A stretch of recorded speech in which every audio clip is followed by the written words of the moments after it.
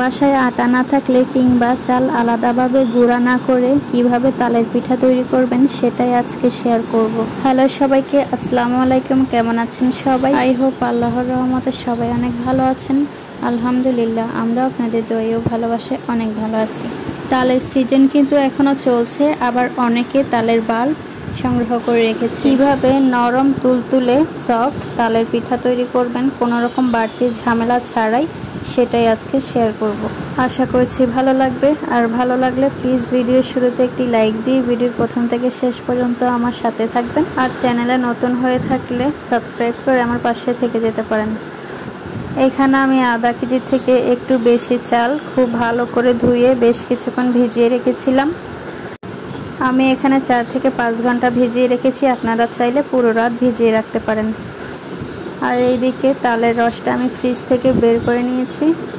বোতলটা আমি ফ্রিজে রেখেছিলাম, তাই নামিয়ে নিলাম। একদম নর্মাল করে নিতে হবে।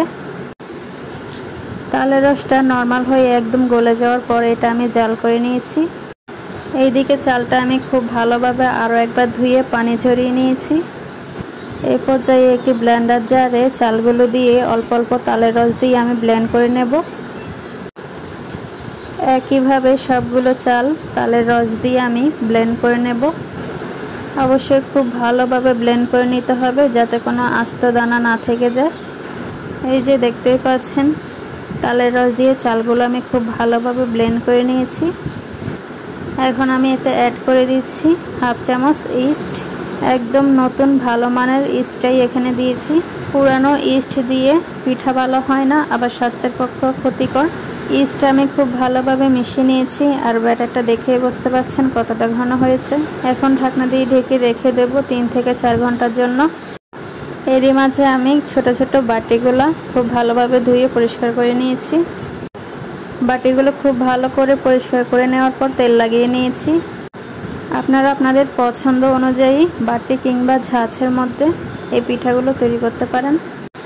ঠিক 3 ঘন্টা পর আমি ফিরে এসেছি। দেখুন ব্যাটারটা কত সুন্দর হয়েছে এবং পারফেক্ট হয়েছে। এখন আমি এখানে অ্যাড করে দিলাম পর্যাপ্ত পরিমাণে চিনি। আমি এখানে ব্রাউন সুগারটা দিলাম, আপনারা চাইলে হোয়াইট সুগারটা দিয়েও করতে পারেন। সাথে এখানে দিয়েছি নারকেল কুচি আর দিয়েছি লবণ। আমি এখানে ফ্রেশ নারকেল ব্যবহার করতেছি, আপনারা চাইলে ফ্রোজেন করা নারকেল দিয়ে করতে পারেন, তবে ড্রাই নারকেল না হলে একদমই ভালো।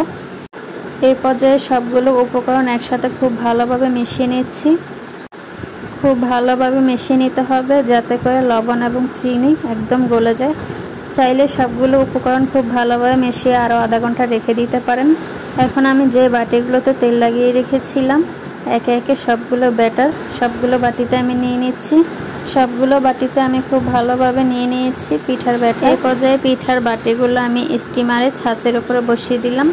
এই পর্যায়ে চুলায় স্টিমে যে পাত্রটা থাকে পর্যাপ্ত পরিমাণে পানি দিয়ে দিলাম এবং পিঠাগুলো ছাঁচের উপরে বসিয়ে দিয়েছি। জাস্ট অপেক্ষা করতে হবে 6 থেকে 7 মিনিটের মতো। 6 থেকে 7 মিনিটের মধ্যে দেখতে পাচ্ছেন পিঠাগুলো খুব সুন্দরভাবে তৈরি হয়ে গেছে। এখানে কিন্তু আমি কোনো এক্সট্রাভাবে কালার ব্যবহার করি নাই, তারপরেও মাশাআল্লাহ পিঠাগুলো কত সুন্দর কালার হয়েছে। আর দেখুন কত সুন্দরভাবে বাটি থেকে আলাদাভাবে বের হয়ে আসতেছে। সবগুলো পিঠা উঠিয়ে নিয়ে আমি ফিরে আসছি। পিঠাগুলো নামিয়ে ফিরে এলাম। দেখে বুঝতে পারছেন পিঠাগুলো কত নরম এবং তুলতুলে হয়েছে। আর দেখুন এখানে আধা কেজি পরিমাণ চাল আর 1 লিটার থেকে একটু কম তালের রসের কতগুলো পিঠা হয়েছে। কোনো রকম ময়দার ব্যবহার ছাড়াই কিন্তু এই পিঠাগুলো নরম একদম তুলতুলে সফট হবে। আপনারাও এইভাবে ট্রাই করতে পারেন বাড়িতে, আশা করছি ভালো লাগবে। নর্মাল তাপমাত্রায় ফ্যানের নিচে বাইরে 3 দিন রেখেও আপনি এই পিঠাগুলো খেতে পারবেন। ভিডিওটি কেমন লাগছে কমেন্ট করে অবশ্যই জানাবেন। ভালো লাগলে একটি লাইক অবশ্যই দিবেন। রেসিপি ভালো লাগলে লাইক কমেন্ট সাবস্ক্রাইব করে আমার পাশে থাকবেন।